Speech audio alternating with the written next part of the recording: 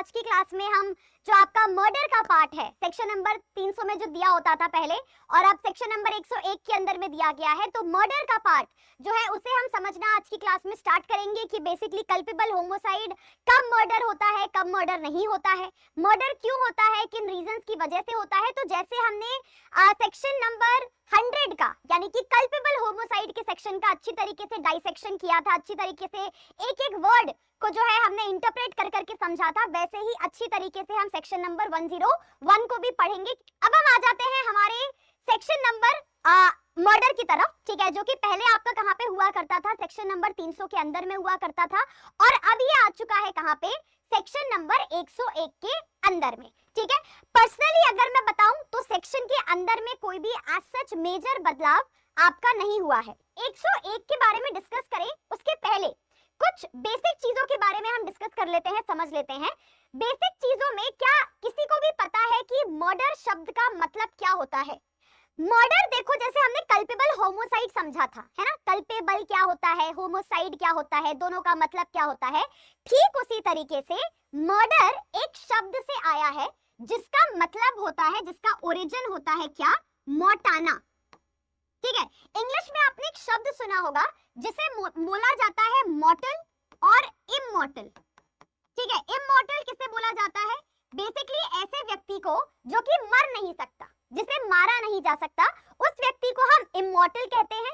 और जिसे मारा जा सकता है, मतलब जो मर सकता है, जो मरने के काबिल है, उसे बोला जाता है मॉर्टल। तो मॉर्टल से ही कौन सा शब्द आपका निकल के आया? मॉर्टल से आपका शब्द निकल के आया मॉर्टाना। तो मर्डर शब्द बेसिकली कहां से आया है? ये निकल के आया है मॉर्टाना से, ठीक है। अब मॉर्टाना बेसिकली इस शब्द का मतलब, ये बेसिकली मॉर्टाना का यहाँ पे मतलब क्या होता है? अब मॉर्टाना शब्द का बेसिकली मतलब होता है क्या? एक तरीके से सीक्रेट किलिंग करना, ठीक है। मॉर्टाना जो वर्ड है इसका मतलब मर्डर नहीं होता, मॉर्टाना वर्ड का बेसिकली मतलब होता है सीक्रेट किलिंग। अब आप बोलोगे कि मैम सीक्रेट किलिंग क्या होता है और ओपन किलिंग क्या होता है? तो देखियो, पहले के टाइम में क्या था, ओल्ड टाइम्स में, जहां से आपका ये कॉन्सेप्ट निकल के आया है, पहले के टाइम में दो तरीके से एक आदमी को मारा जाता था। एक जिसे कि हम कहते थे सीक्रेट किलिंग और एक जिसे हम कहते थे ओपन किलिंग। ये मुझे आई डोंट थिंक समझाने की जरूरत है कि सीक्रेट किलिंग क्या होता है और ओपन किलिंग क्या होता है। तो पहले के टाइम में बेसिकली क्या था कि जो सीक्रेट किलिंग होता था उसे कहा जाता था क्या? उसे बोला जाता था मॉर्टाना, ठीक है। और इसी के लिए लोगों को पनिश किया जाता था, जहां से बेसिकली आपका मर्डर शब्द निकल के आया। ओपन किलिंग जो होती थी मतलब खुलेआम किसी आदमी को मारना, ठीक है, खुलेआम किसी आदमी की जो है वो डेथ कॉज करना, है ना, उसके लिए कोई भी पनिशमेंट नहीं होती थी, उसके लिए किसी भी आदमी को पनिश यहाँ पे नहीं किया जाता था।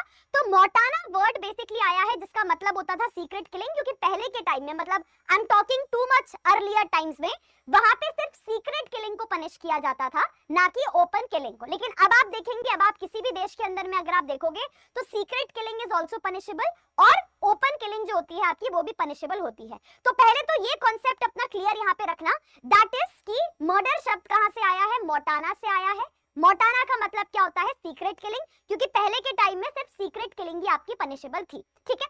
अब देखो, मर्डर जैसे कि हमने डिस्कस किया था, ये मैंने आपको पहली ही क्लास में एक्सप्लेन कर दिया था कि मर्डर अपने आप में कोई अलग चीज नहीं होती, राइट। मैंने आपको ये पहली क्लास में ही बताया था कि अगर आपसे कोई ये सवाल पूछे कि कल्पेबल होमोसाइड और मर्डर के बीच में डिफरेंस क्या होता है, तो उसे वहीं पे टोक दीजिएगा, क्योंकि ये सवाल ही गलत है, ये क्वेश्चन ही गलत है।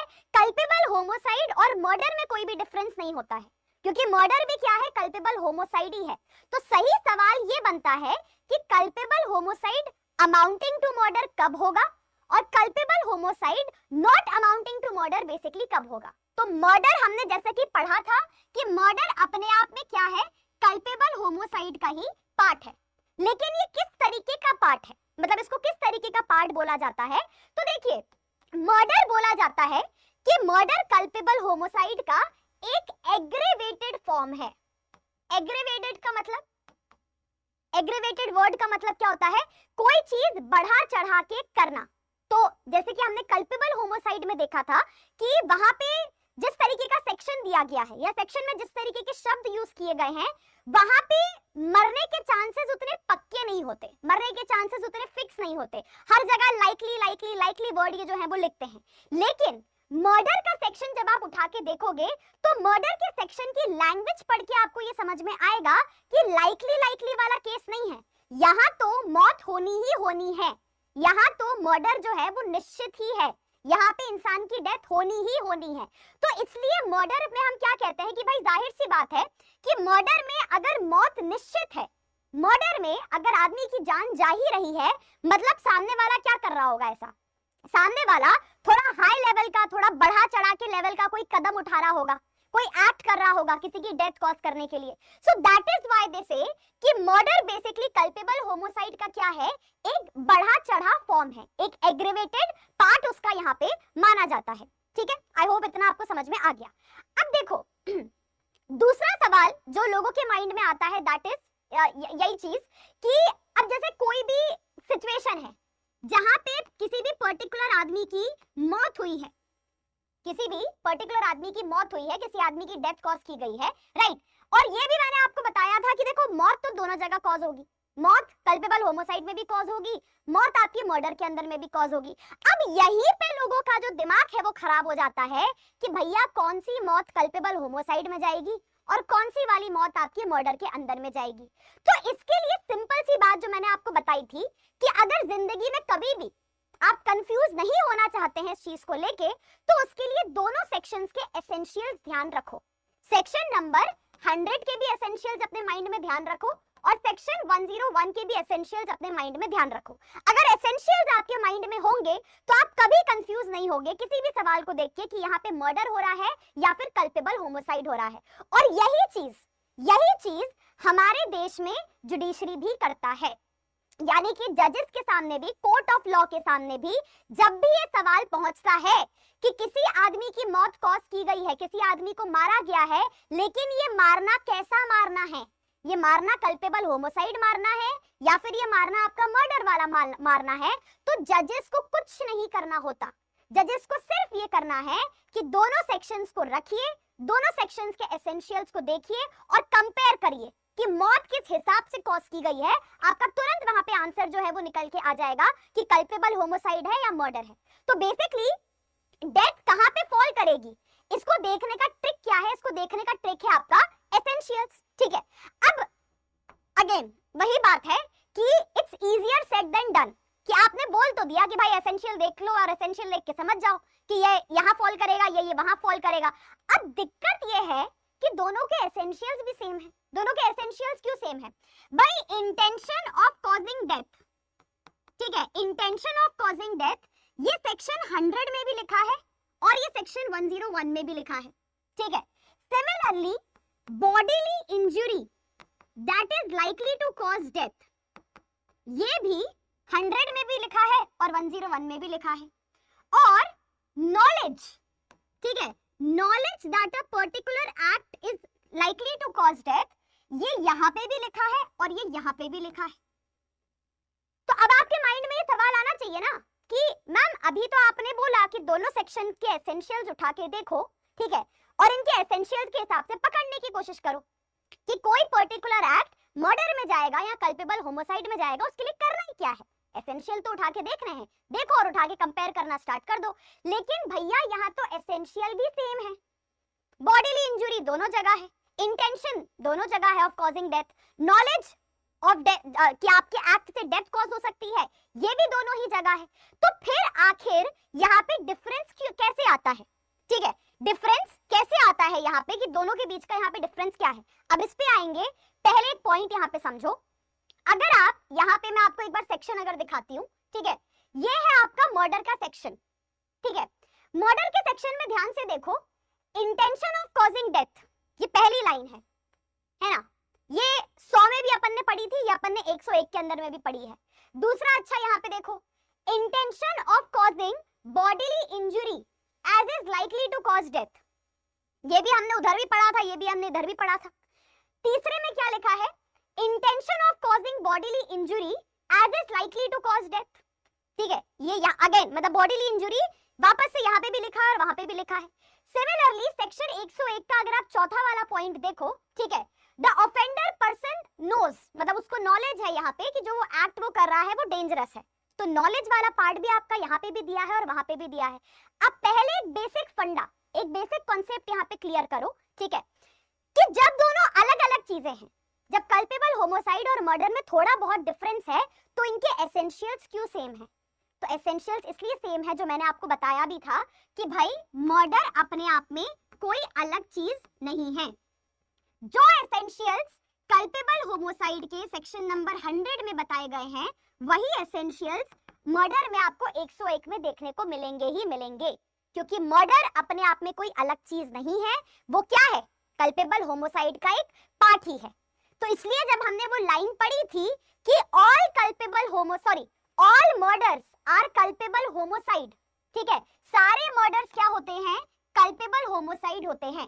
इस लाइन का बेसिकली मतलब क्या होता है कि भाई मर्डर के जितने एसेंशियल्स, जो चारों एसेंशियल्स मैंने आपको यहाँ पे बताए, ठीक है, ये चारों एसेंशियल्स आपको यहाँ पे भी देखने को मिलेंगे, कल्पेबल होमोसाइड में भी आपको ये देखने को मिलेंगे ही मिलेंगे, ठीक है। लेकिन इसके बाद हमने एक और लाइन पढ़ी थी, अगर आपको याद हो, तो दूसरी लाइन कुछ इस तरीके से थी कि ऑल मर्डर्स तो आर कल्पेबल होमोसाइड, लेकिन all culpable homicides are not murder, मतलब सारे कल्पेबल होमोसाइड मर्डर नहीं होते।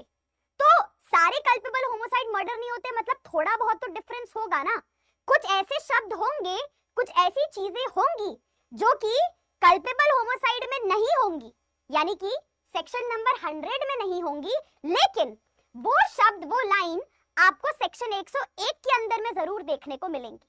अब ये कौन सी लाइन है आपकी? अब वापस से एक बार सेक्शन 100 को गौर से देखो, ठीक है। इनका पहला वाला पॉइंट तो सेम है। अब वही बात है, अभी आपको देख के वही लगेगा कि मैम पहला वाला पॉइंट तो अभी भी सेम है, पहले में कोई डिफरेंस नहीं है। पहले में क्या डिफरेंस है वो मैं बताऊंगी आपको बाद में, ठीक है।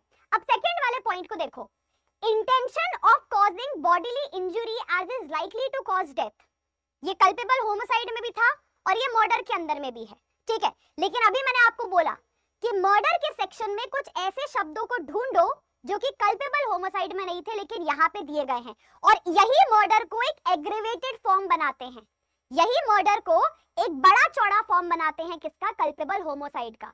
और यही डिफरेंस का पॉइंट क्रिएट करते हैं मर्डर और कल्पेबल होमोसाइड के बीच में। इसलिए बोला जाता है कि सारे कल्पेबल होमोसाइड मर्डर नहीं है, क्योंकि कल्पेबल मर्डर की कुछ चीजें जो हैं वो आपको कल्पेबल होमोसाइड में नहीं देखने को मिलेंगी। अब यहाँ पे वन बाय वन देखो, जैसे कि यहाँ पे लिखा है ऑफेंडर नोज, ये जो पर्टिकुलर शब्द है, intention of causing such bodily injury, जो कि ऑफेंडर को पता है। कल्पेबल होमोसाइड में क्या लिखा था? Only intention of causing bodily injury as is likely to cause death, मतलब ये ऑफेंडर नोज वाला पार्ट उधर सेक्शन में नहीं था लेकिन इधर के सेक्शन में है। तो ये निकल के आया आपका पहला डिफरेंस का पॉइंट। उसके बाद अगला यहाँ पे देखो, अगेन अब यहाँ पे सेम लिखा हुआ है, intention of causing bodily injury, तो सेकंड और थर्ड पॉइंट आपका सेम बॉडीली इंजुरी के बारे में ही बात कर रहा है। यहाँ पे भी एक चीज के बारे में देखो, the bodily injury inflicted is sufficient in the ordinary course of nature to cause the death. ऐसा कुछ भी वहां पे नहीं दिया गया था, वहां पे तो सिर्फ इतना लिखा था bodily injury as is likely to cause death. bodily injury inflicted which is sufficient in the ordinary course of nature to cause the death, ये कुछ नयापन है जो आपको इस सेक्शन में देखने को मिल रहा है। और चौथा पॉइंट जो हमने नॉलेज के बारे में वहां पे पढ़ा था, knowledge that your act is dangerous which can likely to cause death, ये हमने कल्पेबल होमोसाइड के अंदर में पढ़ा था। लेकिन अब यहाँ पे क्या लिखा है? यहाँ पे लिखा है the person committing the act knows, ठीक है, वही नॉलेज के बारे में बात हो रही है, that your act is so imminently dangerous that it will in all probability cause the death।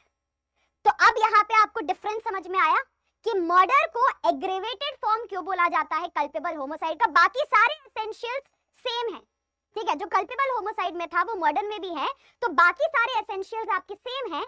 लेकिन मर्डर के सेक्शन में कुछ ऐसे शब्द लिखे हुए हैं जो थोड़ा ग्रेविटी के बारे में बात कर रहे हैं, कि मतलब यू नो बहुत ही डेंजरस टाइप का एक्ट किया जा रहा है, थोड़ा हाई लेवल का एक्ट किया जा रहा है किसी पर्सन की डेथ कॉज करने के लिए, ठीक है। और इसलिए बोला जाता है कि सारे मर्डर कल्पेबल होमोसाइड हैं, क्योंकि कल्पेबल होमोसाइड के सारे एसेंशियल्स यहाँ पे मौजूद हैं, राइट। लेकिन सारे कल्पेबल होमोसाइड मर्डर नहीं है, क्योंकि मर्डर के सेक्शन में कुछ लाइंस मैंने आपको बताई जो कि आपको कल्पेबल होमोसाइड के सेक्शन में नहीं देखने को यहाँ पे मिलेंगी। और इसी एसेंशियल की वजह से, ठीक है, जो मैंने आपको बताया कि देखो दोनों के एसेंशियल सेम तो हैं, लेकिन जब आप एकदम बारीकी से इनके शब्दों को पकड़ने पे जाओगे तो आपको डिफरेंस समझ में आएगा कि सेक्शन 101 में कुछ ऐसे शब्द लिखे हैं जो कि सेक्शन 100 में नहीं लिखे। यही आपका डिफरेंस क्रिएट करते हैं कि कब कोई पर्टिकुलर एक्ट जिससे डेथ कॉज की गई है वो कल्पेबल होमोसाइड में फॉल करेगा या फिर आपका मर्डर के अंदर में फॉर्म करेगा। तो बेसिकली सेक्शन 101 सबसे ज्यादा इंपॉर्टेंट रोल प्ले करता है लॉ के अंदर में, डिफरेंस यहाँ पे क्रिएट करने के अंदर में कि भाई मर्डर है या मर्डर नहीं है, क्योंकि कल्पेबल होमोसाइड में तो ज्यादा ज्ञान उन्होंने दिया नहीं है, ज्यादा ज्ञान तो यहीं पे दिया हुआ है, इन्हीं शब्दों को पकड़ पकड़ के देखना पड़ता है कि भाई यहाँ फॉल कर रहा है कि वहां पे ये फॉल कर रहा है, ठीक है। तो सेक्शन 101 आपको बेसिकली मर्डर के बारे में बताता है। अब मर्डर का ये जो पूरा सेक्शन है इसकी एक ब्रॉड डेफिनेशन मैं आपको प्रोवाइड कर देती हूँ, ठीक है। सेक्शन 101 काफी बड़ा सेक्शन आपको दिया गया है।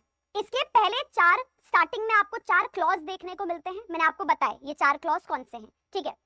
4 क्लॉज खत्म होने के बाद, ठीक है, आपको 5 एक्सेप्शंस भी देखने को मिलते हैं।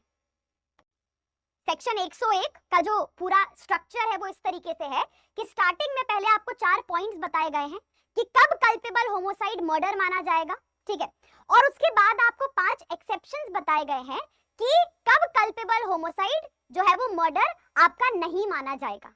तो सेक्शन 101 की जो ये स्टार्टिंग की लाइन है, except in the cases here and after accepted, ये स्टार्टिंग की लाइन किसके बारे में बात कर रही है, उन्हीं एक्सेप्शंस के बारे में बात कर रही है जो सेक्शन 101 के नीचे आपको बताए गए हैं। जब ये 4 पॉइंट्स खत्म होते हैं और जो एक्सेप्शन वाला पार्ट शुरू होता है, ठीक है, उन्हीं एक्सेप्शंस के बारे में ये स्टार्टिंग की लाइन बात करती है कि उन केसेस में, मतलब जो एक्सेप्शन वाले पॉइंट्स हैं, उन केसेस में कल्पेबल होमोसाइड मर्डर नहीं है, उन केसेस में कल्पेबल होमोसाइड ही है, लेकिन, ठीक है, लेकिन ये जो नीचे के 4 पॉइंट्स हैं यहाँ पे कल्पेबल होमोसाइड मर्डर माना जाएगा।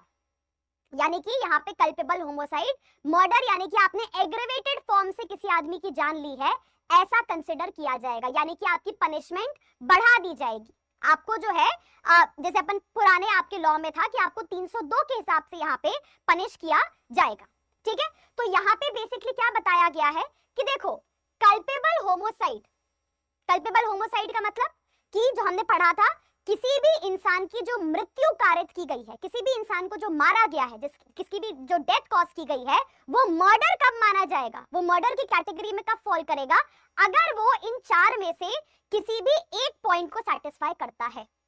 अगर इन 4 में से किसी एक पॉइंट को भी सेटिस्फाई नहीं करेगा तो वो कल्पेबल होमोसाइड ही रह जाएगा, फिर वो मर्डर नहीं बन पाएगा, राइट। या फिर अगर कोई भी पर्टिकुलर एक्ट जिससे किसी की डेथ कॉज की गई है वो कल्पेबल होमोसाइड, ये मर्डर के 5 एक्सेप्शंस में फॉल कर गया तो भी वो मर्डर नहीं माना जाएगा, तो भी हम उसको यहाँ पे क्या मानेंगे, कल्पेबल होमोसाइड ही मानेंगे। तो देखो सेक्शन की स्टार्टिंग की लाइन ही आपकी क्या कहती है, सेक्शन की स्टार्टिंग की लाइन कहती है except in the cases here and after accepted. जो मैंने आपको बताया बेसिकली यहाँ पे किस बारे में बात कर रहे हैं, ये बात कर रहे हैं एक्सेप्शंस के बारे में, ठीक है। आगे क्या लिखा है, कल्पेबल होमोसाइड बन जाएगा मर्डर, यानी कि कोई पर्टिकुलर एक्ट जहां पे किसी आदमी की डेथ कॉज की गई है वो मर्डर माना जाएगा। सेक्शन 101 कब बन जाएगा, अगर मृत्यु कारित की गई है इन 4 पॉइंट्स के हिसाब से।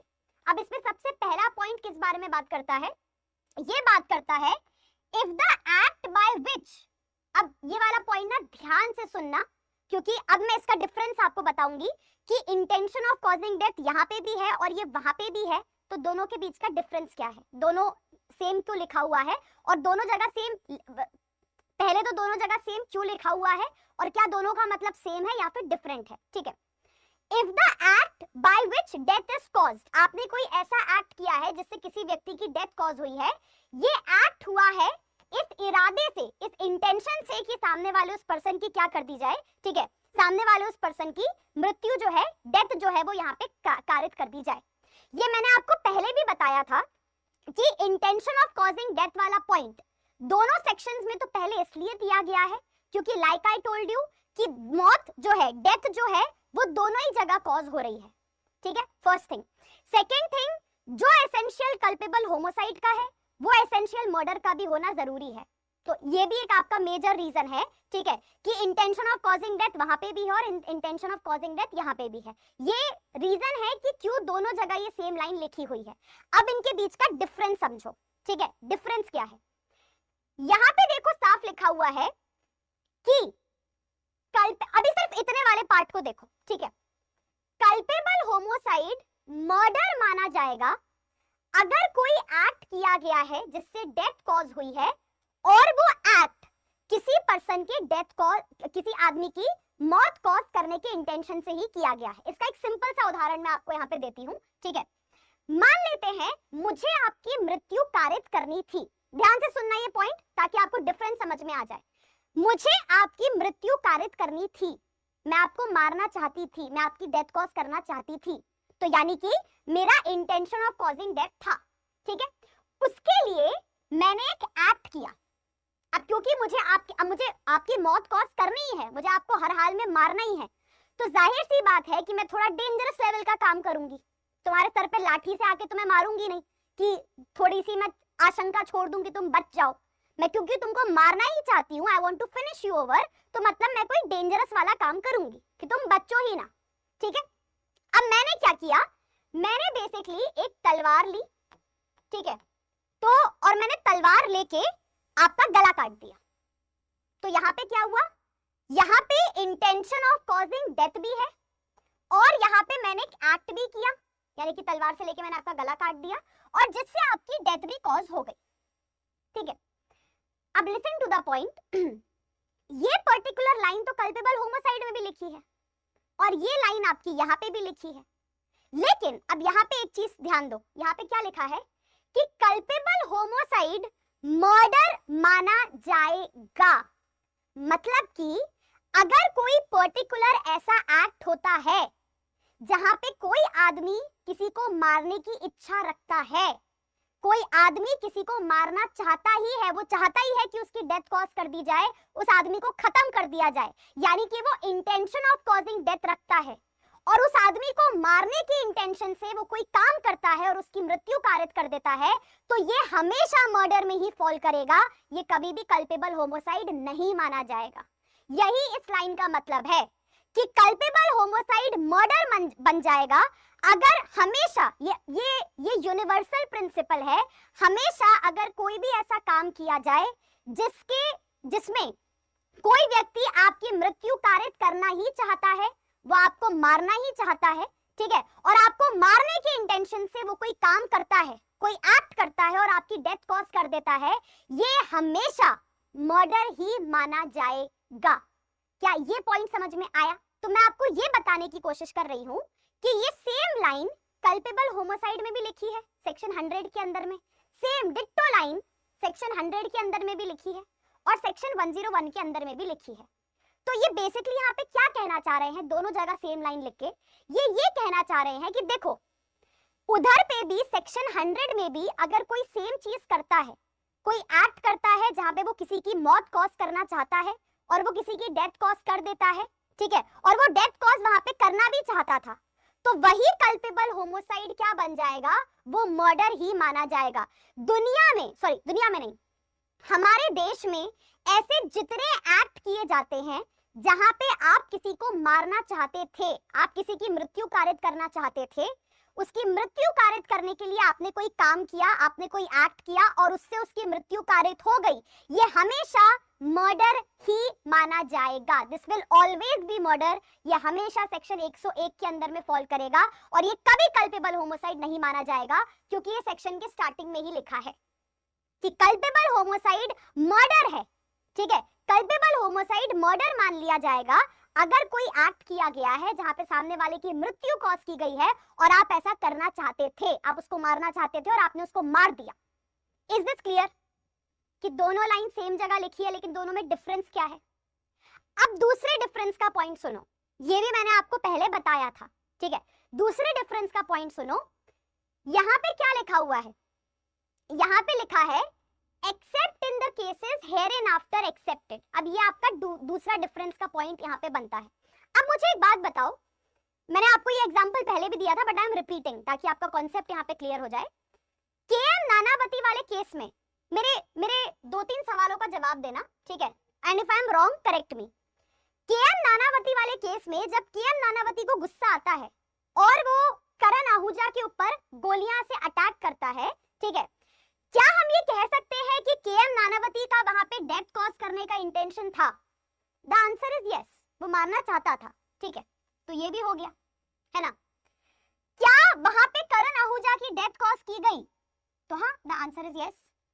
क्या वहां पे कोई एक्ट किया गया अपने इंटेंशन को पूरा करने के लिए, मतलब सामने वाले की जान लेने के लिए, क्या वहां पे कोई एक्ट किया गया? Again the answer is yes.